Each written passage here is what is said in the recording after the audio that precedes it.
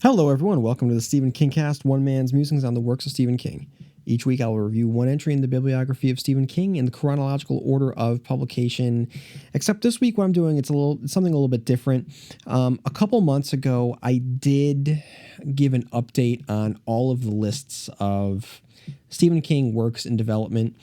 But last week, a listener asked me to do it again, but updated. So I decided, hey, that's actually a good idea because I just finished up reviewing a year later. But I did finish up reviewing Mr. Mercedes, the TV show. And for those of you who might not have listened to those episodes, I would strongly recommend that you listen to those. And I would even recommend even more strongliest, go over to DirecTV and watch them because I was really enamored with the Mr. Mercedes television show, and I'm very excited that we'll be getting a second season airing very, very soon in August, and there will be a Comic-Con presence this year at San Diego, so I'm excited about that. So what this episode is going to be, it's going to be dedicated all towards the current Stephen King works that are currently in some sort of development, and I just think this is a really good time for it. But before I even get there, there's a couple things I want to do. First of which is I want to read some reviews on iTunes because I can't do it without you. The first of which comes from, let me see, the first of which comes from the Absolute Best SK podcast from Big Daddy 66669, who writes, absolute must listen. The host does an excellent job of exploring the connections between Stephen King's works and reminding us all how extraordinary a writer, world, and character building Stephen King is. The host has encouraged me to get back to read many of Stephen King's works that I've read before and reading many of his earlier works that I had missed. I've been a Stephen King fan for nearly 30 years and still haven't read Christine, Firestarter, and The Shining. Now I have, and love them. Thank you, constant reader. So thank you, Big Daddy 66669. And then we have Bryce is a skate god who writes best podcast. He gets right to the point, which is great. He doesn't go off on tangents that have nothing to do with what he is talking about. He doesn't talk about politics and only focuses on the stories.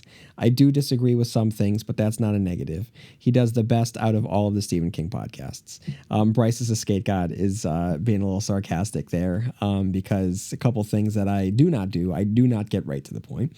I do go off on tangents quite frequently, and I do talk about politics. I know that can be very off-putting for some people, but it isn't as if politics are not baked into the works of Stephen King, both the works of Stephen King and Stephen King, the author. So that is, I know that we're living in a very politically loaded time, but politics are and always have been something that Stephen King has believed in. So thank you, Bryce. That one literally made me laugh out loud when I first read that. And then we have from Aerosmith fan and young rocker who writes, great podcast. Really enjoy the different perspective given on some of his work. Want to email in sometime. Please do. Then we have Zachin, who writes, fantastic. I just started listening to this podcast and I'm hooked. It's fun to listen to. Keep it up. I plan to, so thank you. And then we have Jumbo 420 Shrimp, who writes, great listen. Really enjoying the show. Affable host, witty discussion, and a pair of pugs are what the constant reader will enjoy here. I mean, come on, who doesn't love a pug snoring peacefully in the background? Thank you, Jumbo 420 Shrimp, and thank you for appreciating the my two furry co-hosts that pop in from time to time. So, guys, if you haven't done so already, head on over to iTunes because a review will really help me out, keep me relevant, keep me credible, and keep me closer to the top of the iTunes search engine. And guys, now what I'm going to do, I'm going to get to some emails. So if you haven't done so already, you can always write into stephenkingcast@yahoo.com. So up first, we have Jen, who writes, Dear Constant Reader, I want you to know how much I truly enjoy your podcast and your clear passion for the works of Stephen King. There is something about King's writing that I feel doesn't always get discussed. He seems to really enjoy having a lot of bathroom humor in his books, often going for gross out. As much as I greatly respect him as a writer, there are times when I feel like he has the sense of humor of a 13-year-old. He likes potty humor and sex humor and isn't afraid to quote unquote go there. Whether or not his choice to do this works tends to be hit or miss for me. Hearts in Atlantis has a sequence where Bobby and Ted experience flatulence after eating beans, which fits the lighthearted coming-of-age tone of that book. It has a sequence where Henry Bowers and his friends light their farts on fire, unaware that Beverly can see their genitalia, which fits the perverse, uncomfortable tone of Henry's character. It is also a coming-of-age story, so I find some of the juvenile and sexual humor works in its favor. Other moments do leave me scratching my head. Eyes of the Dragon has a joke early in the book where King Roland's flaccid penis is described, and Sasha, who's never seen one before, points to it while asking, "Husband, what's that?" It's a little weird to think King wrote a scene like this in a book dedicated to his teenage daughter. However, where this felt the most flat to me was in the final Dark Tower book. The Dark Tower series has some very beautiful writing and an overall serious tone, so I find it so jarring that is. In what is the final book of such an epic and well-told series, King resorts to such lowbrow gags as hayless eating boogers. There were wet snots and big boogies in some of the tissues. He could smell their enticing aroma even now. He would save the biggest of the latter, the one with the jellied blood in it, for later. The first time I read this passage over a decade ago, I actually put the book down and said, "Dude, what the fuck?" Or how about another passage about Mordred? Once he shit a pint or so of stinky brown fluid in his pants. He gave out a victory fart. But although this one was long and smelly, it was silent. His asshole was now a broken squeeze box that could no longer make music, but only gasp.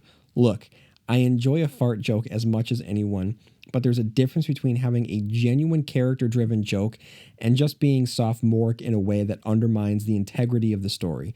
Maybe it wouldn't bother me as much as if the story had been set in our world, but being set in a foreign world full of magic and heavy themes, these gags feel just so juvenile and lowbrow. I guess you could say that gross out and sex humor have always been a part of King's style. I'd be curious to know how you feel about it. Jen,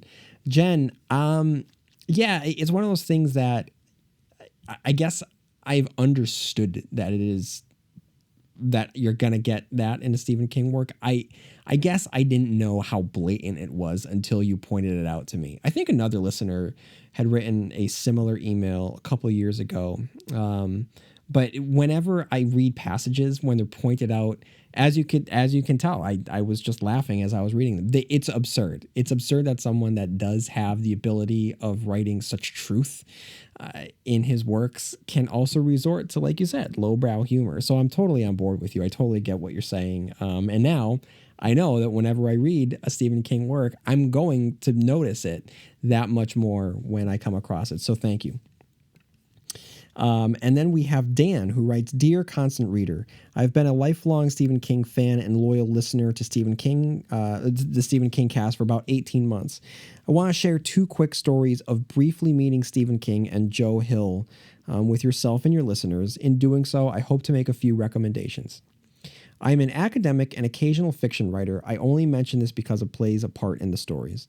In February of 2002, I received tickets from the Mystery Writers of America to a benefit show for Frank Muller, who had been in a motorcycle accident. Muller was an actor who recorded the audiobook version for several Stephen King works." I'm going to interject myself. I have not listened. I'm not a big audiobook fan. I like to read. I know that's at some point in the future that is going to flip, and I'm going to probably get really, really into audiobooks. I can just see that being a part of my journey at some point. But with all that said, I have heard nothing but amazing things for the Frank Muller audiobooks that he has done for Stephen King. Anyway, to continue, King and Peter Straub were scheduled to read from their recently released novel Black House. Straub did just that, but King pulled a quick switch and read the excerpt The Revenge of Lardass Hogan. I can only describe that reading as magical. You can find the audiobook on Amazon under the Wave Dancer benefit, A Tribute to Frank Muller. Flash forward about 4 years later, I was attending the Bram Stoker Award ceremony held by the Horror Writers Association. I was fortunate enough to be nominated that year, but I really wanted to shake Peter Straub's hand and congratulate him on receiving the Lifetime Achievement Award that year. He thanked me and introduced me to Joe, the bearded man drinking with him. After saying hi, all I could think of was, man, he looks like a young Stephen King. Needless to say, I felt like an idiot when he took home the Stoker Award for the story collection 20th Century Ghosts and the short story Best New Horror. He, of course, thanked his famous dad both times. In closing, keep up the great work and we'll keep listening. Dan, thank you so much for writing in. Those are some great anecdotes right there. And up next, we have Cosmo, who writes, "Hey CR. So I finished I finished the Dark Tower series over the weekend and was shocked, saddened, angry, and melancholic. Okay, guys, spoiler alert for the conclusion of the Dark Tower. So, shocked, saddened, angry, and melancholic over how this final few hundred pages wrapped everything up, just as I was supposed to feel, I suppose. I decompressed by listening to your equally epic analysis of the final trio of books. Loved it. Put my mind and heart at some level of ease. So for that, I say thank you. I figured my choice for hair of the dog remedy was to jump into insomnia. Here's where it gets trippy. Get this. Something weird is going on. So what I like to do is read the book and listen to the audiobook simultaneously. Began that with Insomnia, read by Eli Wallach tonight. There is stuff being read that either isn't in it or is described differently in my hard copy of the book. What was that about? It's a little adjective adjustment or minor expansions. In the book, a character is described as having dark green eyes, and the Eli Wallach reads dark blue eyes. This is some eerie shit, especially with Insomnia's relationship to the Dark Tower, like these two different versions existing. Imagine, this is physical evidence of the Mandela effect being real. Like, of course, it would be found in a Stephen King novel. And not just any Stephen King novel, but the one that the Calvins of the Keystone Earth's Tet Corporation claim to have secret encoded messages for Roland. Feck. What a mindfuck. Anyway, that's it. If you have insight on these discrepancies, please share. Your constant listener, Cosmo. Cosmo, that is great, and you are correct. If any book is going to have... if it's going to go a long way, having some minor editorial inconsistencies like this, it's going to be Insomnia. That's great. I'm going to like to believe that this is purposeful. It's probably not. It's probably just that. Different editions might have had some editorial tweaking here and there, but that's really, really cool. That's a really cool experience. So I'm jealous of having that particular moment and just questioning your reality and wondering if somewhere out there a beam has fallen and the worlds are bleeding together, which is such a fun way of thinking about it. So guys, if you haven't done so already, feel free to write in at stephenkingcast@yahoo.com. There's a ton of Stephen King works in development to get excited for, and that's what the rest of this episode is going to be dedicated toward. So write in at stephenkingcast at yahoo.com and let me know what you think. So guys, like I said, there's a lot of things to look forward to regarding Stephen King. So last year we were hit with a deluge of Stephen King adaptations. The pinnacle, of course, was It. That really ushered in a new golden age of Stephen King. Of course, we also had The Dark Tower in the same summer, but we don't really need to talk about that too much. But we did have The Dark Tower. We did have It. Then we had 1922. We had Gerald's Game. And that's just the tip of the iceberg, really, guys. We have a ton of stuff to look forward to. So what I'm going to do in this episode is let's get right to it. So the one that people are most excited for is, I would say, it is It Chapter 2. This has an all-star cast. Well, not an all-star cast, but it's got a heavy hitters, murderers row. We have James McAvoy playing adult Bill, which I think is fantastic casting because he has demonstrated that he can play a leader, and that is what That is what Bill has to be, and he has a lot of charisma. You know, he has what it takes to be the din of the Losers Club's quartet. We have Jessica Chastain, who is playing an adult Bev, which was fan casting made real. I am very, very excited about that because it's Jessica Chastain and she can do no wrong. And also fan casting that came real is Richie Tozier being played by Bill Hader. Now, guys, if you have only seen Bill Hader from Saturday Night Live, you'll know that, of course, he can do funny.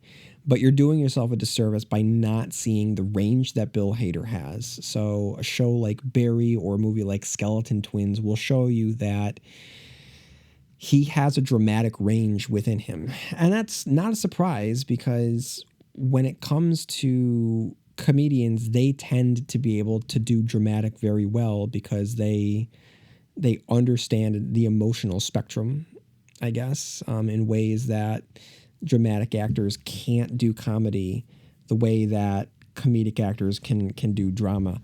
I have a lot of faith in Chapter 2. I do have some hesitations, but I feel that Chapter 1 did such a good job. They have earned so much goodwill.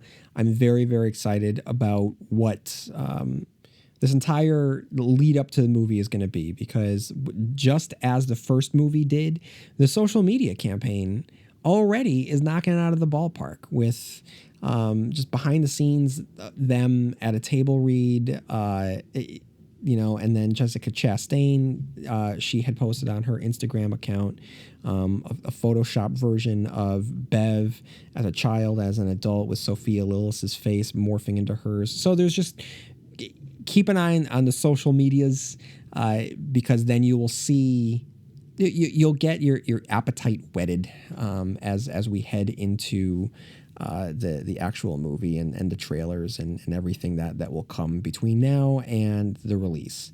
But we don't have to wait that long for Stephen King works. We don't have to wait as far as 2020, I believe, is when it's coming out. We don't even have to wait until the end of July. Between now and August, guys, one of the most anticipated Stephen King, it's not even an adaptation, but Stephen King television work will be coming to the small screens, and that is Castle Rock. So from all accounts, everything that I've seen about this show, which I don't have any backstage access or anything like that, it's just all of the trailers that I've seen have been phenomenal. And those that have seen it, some reviews have started to come out. The embargo lifted the other day, I do believe.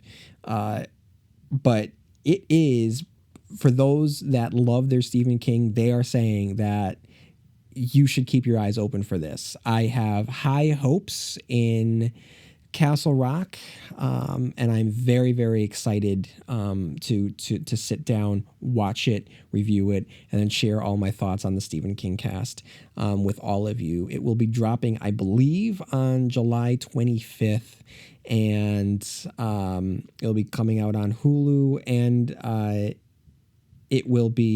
there will be a Castle Rock panel at San Diego Comic-Con this year. So I'm very, very excited.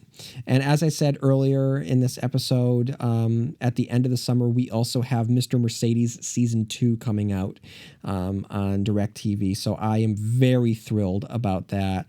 I don't know what I'm going to do because I used up my free membership with DirecTV, and I'm trying to pinch pennies on my end of things. So I don't know if I'm going to wait again until the season has concluded and then review it. I would love to review it, once a week. That would be great.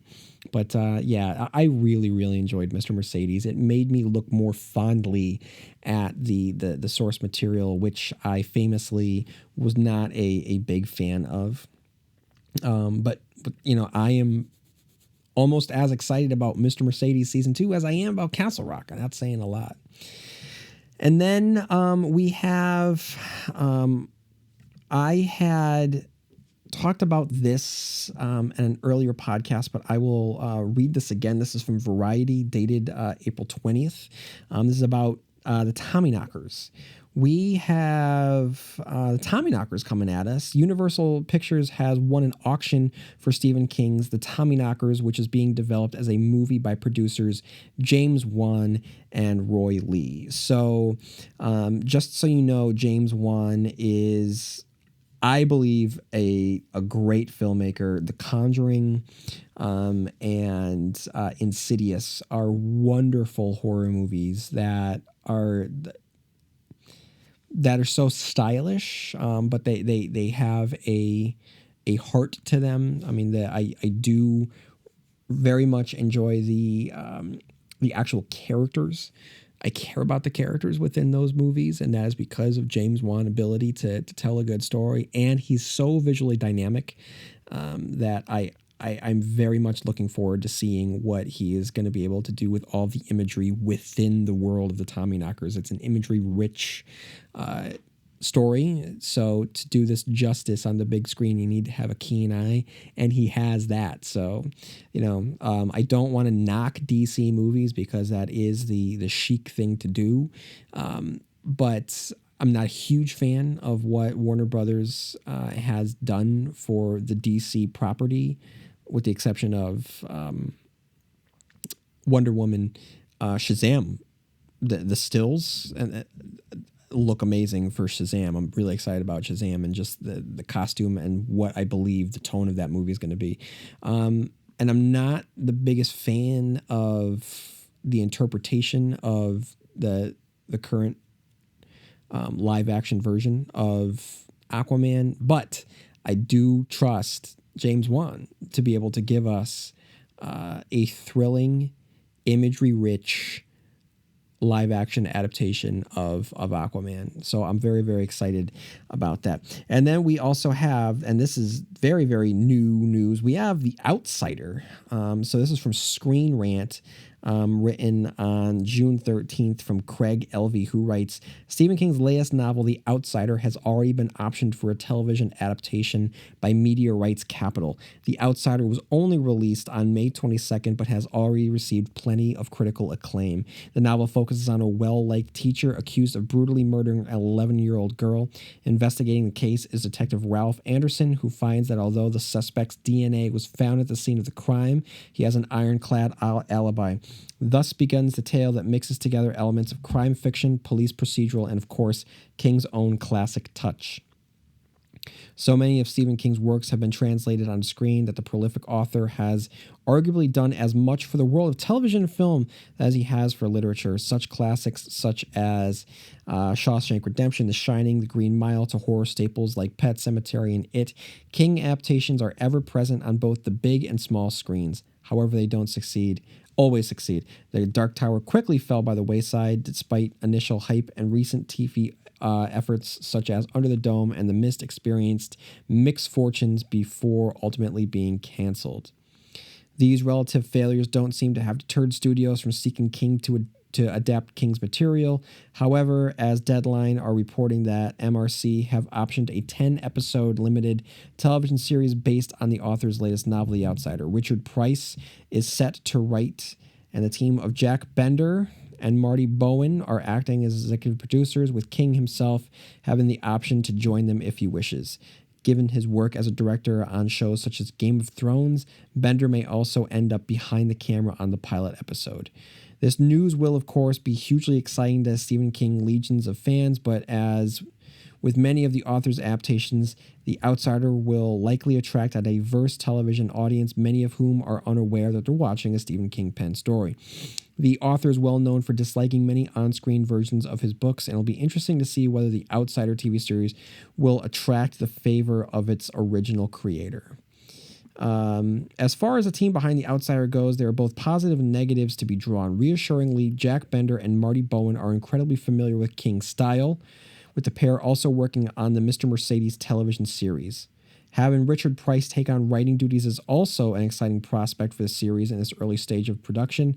However, it's perhaps worth noting with some caution that as MRC, we're also behind the poorly received The Dark Tower movie, which managed to turn a beloved Stephen King property into a film that many felt was too unfaithful to the source material.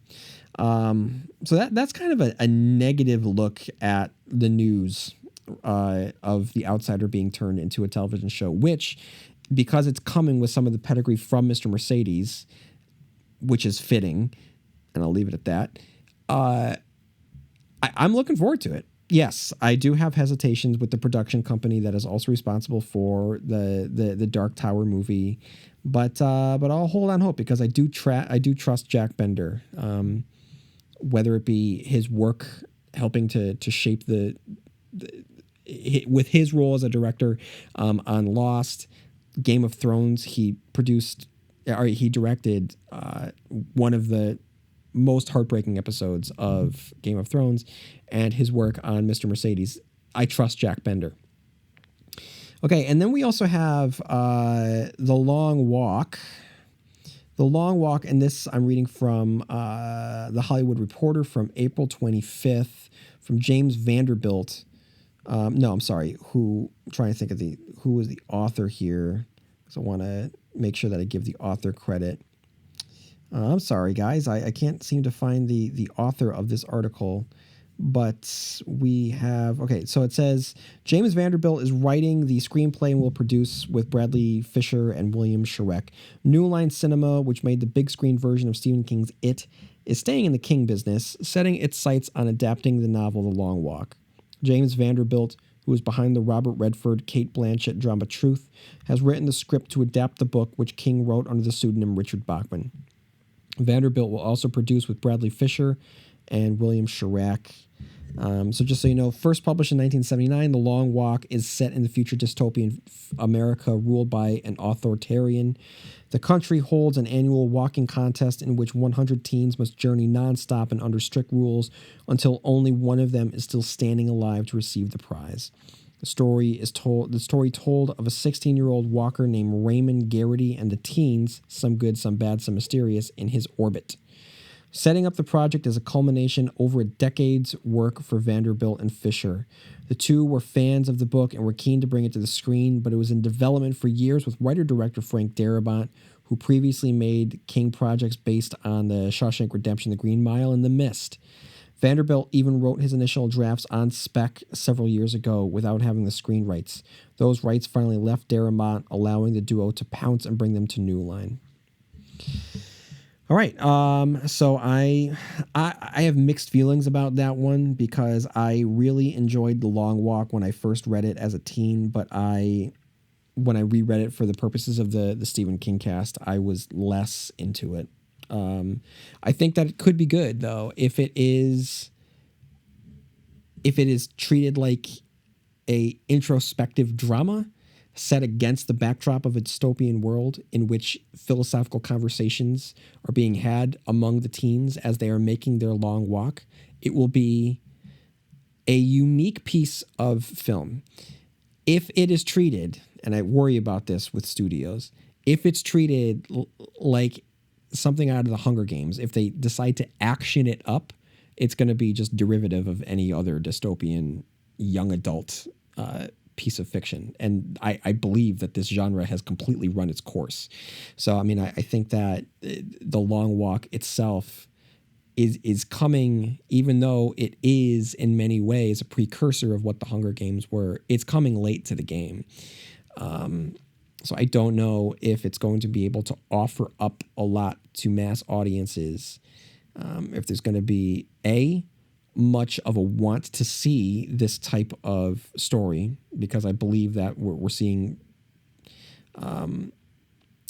just dwindling returns here on this type of dystopian fiction.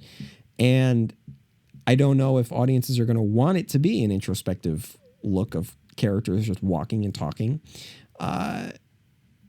So I don't know. And if it's action, like I said, I think that's just going to look like any other dystopian future movie that we have coming out. So I don't know. I just think that their back is against the wall in making this. I'm interested to see how it turns out. I just don't know. I just don't know what to expect.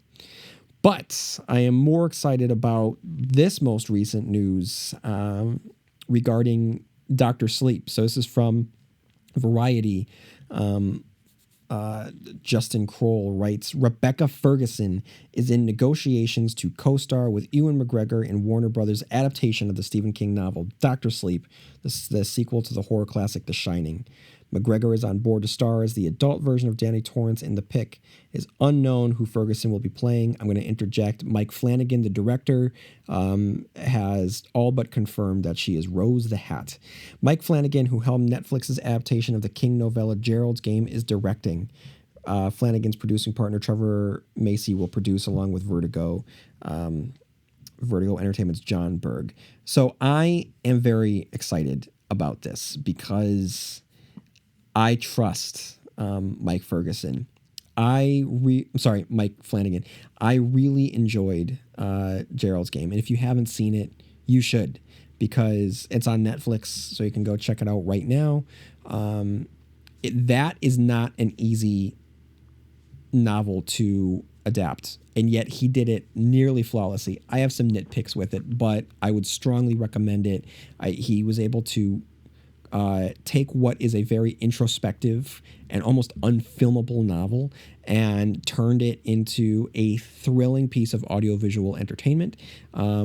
He got some really good acting out of his actors and actresses, and it came out hot on the heels of It, and I would say that it's actually more frightening than anything that was in It. And you can tell that he is a deep-seated Stephen King fan because there is such a good and well-placed Dark Tower Easter egg in that movie. So this is someone that knows his King. I trust him for that.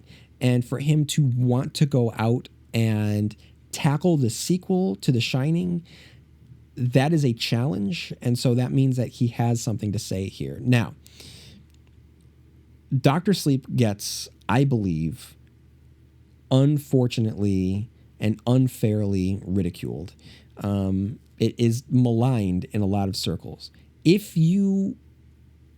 Whatever your thoughts are on Dr. Sleep, if you haven't listened to my review of the book, please do, because I wasn't hot on it when I first read it, but when I read it again for the purposes of this podcast with a critical lens, I thought it was an incredibly strong novel. It can't be The Shining, but you don't want it to be a straight up sequel to The Shining, because then what are we doing? We're going through the same beats. I've said this before. I've gone on Twitter. It zigs where The Shining zags. When you expect something to happen, it does the exact opposite, and it's all purposeful. And I'm very interested to see what a movie adaptation of that is going to be. Now, I'm not even talking about like what I think the most exciting thing is here. Rebecca Ferguson is going to be playing Rose the Hat. End of story. You have my money. If you have seen, I haven't seen Mission Impossible Fallout yet. I cannot wait to see Mission Impossible Fallout because Rebecca Ferguson was fantastic in the previous Mission Impossible movie, and as soon as I saw that, yes, she's going to be great as Rose the Hat. And of course, Ewan McGregor is going to be great as Danny Torrance. And that's a big name to get for this. So I am very, very excited. I don't know how they are going to... I feel like they're going to play up the Overlook aspects and the Shining aspects of this, because I think that that's what people are going to want in this day and age. They're going to want to revisit the past. We see this again and again with reboots and nostalgia fever that's hitting us. So I do believe that we're going to be getting direct homages to Kubrick's vision of the Shining. And I wouldn't be surprised if we actually get back to the Overlook. So that is something that I am very, very excited to see. And then I'm also very, very curious about Pet Sematary. We have a Pet Sematary remake coming, and then this is from Slash Film from Chris Evangelista, who writes, the Pet Sematary remake is currently in production, and the Stephen King adaptation just added 2 children to the cast. These are the Creed kids. Ellie Creed, who, like most Stephen King children, possesses psychic abilities, and Gage Creed, a toddler who wakes up from a dirt nap extra cranky. Entertainment Weekly has the scoop on some recent Pet Sematary casting. So I'm not going to get into that, but this is one that is, it is currently filming at this point. So this also stars Jason Clarke, Amy Seimetz, who is great. I'm really excited about her role in this. I think that she'll be great. And John Lithgow as Judd Crandall, which is an interesting choice. I mean, I think that, I mean, at the very least, he's going to be magnetic. But I'm interested in that. We have rumors that there might be some sort of Talisman adaptation. Steven Spielberg was interviewed recently for Entertainment Weekly around the time that Ready Player One came out, and he was talking about he and Stephen King being like basically long lost soul brothers, because I mean, if you think their journeys are parallel with each other, they're both steeped in the same era, and they play with very, very similar themes and tropes. And he has had the option of the Talisman since before it came out. So he has kind of made a hint that it could happen sooner than later. So I would keep your eyes open for that. And then we have, I'm going to read this from Digital Spy about Firestarter. So Matt Chapman writes, she's a fire starter, a twisted fire starter. Good luck getting that earworm out of your head now that we've planted it. But you have to admit that's the perfect song to play in this remake of Stephen King's Firestarter. Adapted from King's 1980 novel with the same name, there has already been an 80s-tastic version of the story with Drew Barrymore playing the little girl who can set things on fire just by looking at them. The film was ultimately seen as a failure. King himself described it as one of the worst adaptations of his work, calling it flavorless like cafeteria mashed potatoes. Expectations might have been understandably low for the remake based on that assessment. But with the team behind the Oscar-winning horror Get Out now on board, this adaptation just caught fire. Here's everything you need to know about the remake. Firestarter release date. When's it coming? We don't have a firm release date yet, but with a director and writer in place and a production team that's raring to go, expect to find its place on the film schedules either late in 2019 or at some point in 2020. Firestarter plot will be faithful to the 1980 novel. The text-heavy poster for the original 1984 film reused the voiceover from the trailer and pretty much told you everything you need to know about the plot. Charlie McGee is a happy, healthy 8-year-old little girl, normal in every way but one. She has the power to set objects afire with just one glance. It's a power she does not want. It's a power she can't control. And each night, Charlie prays to be just like every other child. But there are those who will do everything in their power to find her, control her, or destroy her. Charlie McGee is Stephen King's Firestarter. Will she have the power to survive?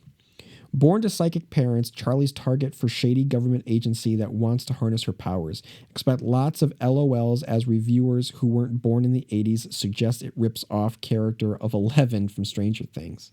Recent Stephen King adaptation It felt free to take some liberties with its source material, so Firestarter may do the same. We don't expect to see too many Kingverse nods either. Firestarter cast. Will there be a role for Drew Barrymore? There's been no word on potential cast members yet, so we're free to indulge in a little dream casting. First up, the obvious. A young Drew Barrymore starred as the girl with pyrokinetic powers in the first adaptation. Can she set the box office alight again and come back to play Charlie's mom, Victoria McGee, taking up where Heather Locklear left off? For the title role, we'd also love to see Madison Wolfe burning up the screen as Charlie. Her turn in the graphic novel adaptation I Kill Giants was exceptional, and she definitely helped bring this character to life and makes adaptation avoid another mashed potato description by King. Firestarter production. When does it start? Universal has been developing Firestarter for some time, and with King's properties hot following the success of It, the studios pushed to get this film into production. With the producers of last year's excellent horror breakout Get Out on board, we're confident this film is in good hands. Jason Blum's company Blumhouse is responsible for hit horror franchises such as Paranormal Activity, The Purge, The Insidious Sinister Universe, and M. Night Shyamalan's Split. Blum will be producing alongside Akiva Goldsman. Wah, wah. Well, Martha De Laurentiis, who worked on the original Firestarter, is on board as an executive producer. So let's see. And then Firestarter director, who's directing it, writing the script. Amazingly, the first time around, we almost got John Carpenter's Firestarter. Universal offered him the gig while he was shooting The Thing, but swapped him out for Mark L. Lester when that alien body horror didn't do the numbers at the box office. This time around, King's sci-fi thriller has already found a director and writer. Faith Atkin will helm the adaptation, working from a script by Scott Teems. So that's everything that we know about Firestarter, and I am excited about Firestarter. I believe that, they mentioned Stranger Things. There's definitely a market for it right now. And then we have The Boogeyman. So this is from Deadline. Mike Fleming Jr. writes, 20th Century Fox is finalizing a deal for The Boogeyman, a pitch package for a horror film that teams an iconic Stephen King short story with Scott Beck and Brian Woods, the scribes behind the genre hit A Quiet Place. 21 Laps, Sean Levy, Dan Levine, and Dan Cohen are producing. King's short story was first published in 1973 and later released as part of his 1978 Night Shift collection. The Boogeyman follows a man who recently lost all of his children to a creature lurking in the closet. It becomes the latest King fiction to get the option for film or TV treatment, a pace accelerated after the outsized success of it. So just so you guys know, and you probably know already, but The Boogeyman is one of those books or one of those stories that I get more emails about The Boogeyman than I do about any other Stephen King work. And that's because I was so flippant in my review of The Boogeyman when I reviewed it way back in the early days of the Stephen King cast. But I have been schooled by my faithful listeners and the constant readers out there. And I'm very, very excited to see what the writers of A Quiet Place bring to this short story. Guys, if you haven't seen A Quiet Place, you need to see A Quiet Place. And when you see A Quiet Place, it's not in theaters anymore, but it will come out when it comes out on Blu-ray, you need to make sure that you are listening to it with the sound turned all the way up and you have a quiet house. No distractions, just be into it. And then we have, I'm not gonna read the articles about these because there hasn't been any new news. But Gingerbread Girl has been optioned. N has been optioned. And I am not excited about N. Those of you who have been listening for a while will know that I love this short story, but it just seems that the version that we get of N, the audiovisual version that we get of N, is going to be an It ripoff, which is ridiculous. The Bone Church, I don't know how they're going to make the Bone Church into a movie, but we're going to get a TV show, which is even more baffling to me.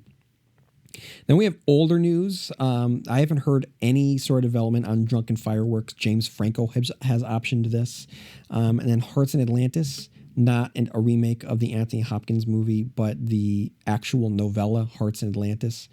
So I haven't heard anything about that. Those are older stories. And then guys, we have Josh Boone adaptations that are just hanging out there. Lisey's Story, Josh Boone is attached to that. Revival, Josh Boone is attached to a Russell Crowe starring adaptation of Revival, but there's been no development on that. And then The Stand, which has just been languishing in some sort of development for years. It was going to be a movie. It was going to be a 2-part movie. Ben Affleck was going to do it. Ben Affleck wasn't going to do it. Then Josh Boone comes on. It's going to be a 4-part series or 4-part movie. Nope, it's not going to be a 4-part movie. It's going to be on television. No, it's not going to be on television. It's going to be a movie. No, it is going to be on television. It's going to be on CBS All Access as a 10-part series. I don't know what to expect with The Stand. I worry that there's been so much back and forth about The Stand. The last Stephen King adaptation that had this many ins and outs and this many news cycles led to The Dark Tower. We all know how that turned out. So I'm not confident or very optimistic about a Stand adaptation. And then we have nothing truly to sink our teeth into, but we have a Dark Tower Amazon, we assume, TV series coming out. Glenn Mazzara, I believe, from Walking Dead fame, is going to be the showrunner for it. Originally, it was going to be an adaptation of Wizard and Glass, and it was going to dovetail out of the movie, but all signs are pointing to that they are just doing away with the movie and they're going to be doing their own thing, which is the best thing they could do. I don't know if they're still planning on doing Wizard and Glass, or if, I don't know. I don't know what they're planning on doing. I just think at this point, if you're going to do a Dark Tower series, just do a Dark Tower series. Just do it as is, because it's all laid out for you. You've seen from Game of Thrones. Just do it. Just do it. Like, don't be fancy. Don't be cute. I almost say don't be creative, but just do it. Like, don't try and find your way in. Okay. Your way in is in the Mohaine Desert, and your way in starts iconically. You know how it starts. I know how it starts. We all know how it starts. The man in black fled across the desert and the gunslinger followed. If you try and do anything else, then it's not true to what the story is. It's not true to that opening line. It's not true to what the heart of the Dark Tower is. So if you're going to do it, just do it. And if you don't want to do it, then don't. It's that simple. And then we have the Stephen King Sons. We have a lot of adaptations coming our way from Joe Hill and Owen King. So I am very, very excited about Lock and Key, which is finally, fingers crossed, going to make its way to Netflix. So Lock and Key, if you don't know, is the maybe masterpiece of Joe Hill and artist Gabriel Rodriguez. It was a comic book published by IDW Comic Books in the early to mid 2000s, and I'm going to be getting around to it. I'm ready to go with all of my episode recordings. I think I'm actually going to get through Castle Rock, and then after Castle Rock, I'll give all my thoughts on Lock and Key by each volume. So I'm very excited to dive into Lock and Key. It has everything that you want out of Joe Hill and has everything you want out of Stephen King. It's a fantastic story. I can't wait to talk about it more. But it has almost been a television show a few times now, and thankfully we dodged a bullet. I'd say around 2011, where there was a pilot ordered to go at Fox. It actually screened at Comic-Con, and you can watch that pilot on YouTube and you can see what I mean by dodged a bullet. It would have been very much of its time. I don't think it would have aged well. I don't think that it would have lasted, and I don't think that it really would have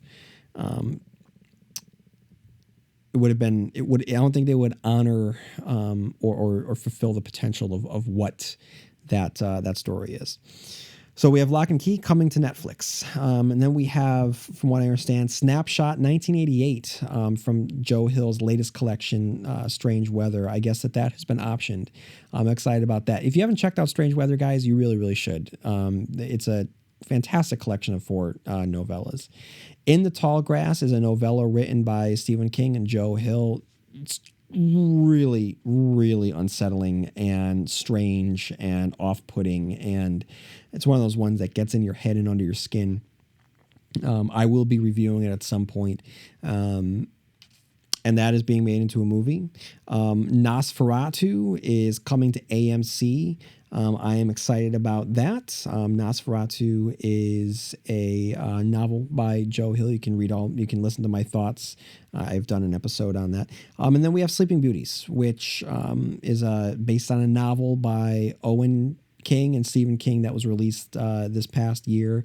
And I think that this will be made into, this has the potential to be a very imaginative adaptation. So that is everything that I can think of that is in some sort of production. Like I said, there are some works that have been optioned, but I haven't heard anything about in years. So I don't think that we're really going to see much traction getting made on that. But hey, who knows? We're living in a Stephen King world now. So every day it seems as though there's some sort of Stephen King adaptation that is getting picked up and spoken about. So that's all I have for this episode. But guys, if you are fans of not just Stephen King but Twin Peaks, why don't you check on Hanging with Agent Cooper, a Twin Peaks podcast. It's the other podcast that I do. I launched it this May to commemorate the 1 year anniversary of Twin Peaks: The Return. It's a much like Twin Peaks: The Return itself. It's a limited podcast event. I'm reviewing each of the episodes in Twin Peaks: The Return on the year anniversary of when that episode was originally aired. So you can check that out. Like I said already, if you have any thoughts on Stephen King, write into stephenkingcast@yahoo.com. Leave an iTunes review. And then stay tuned next week. I'll be back with something. As of right now, I'm not quite sure what that something is, but I will be back. And in the meantime, you have long days and pleasant nights. And I'll see you here next week where MOON spells Stephen King Cast.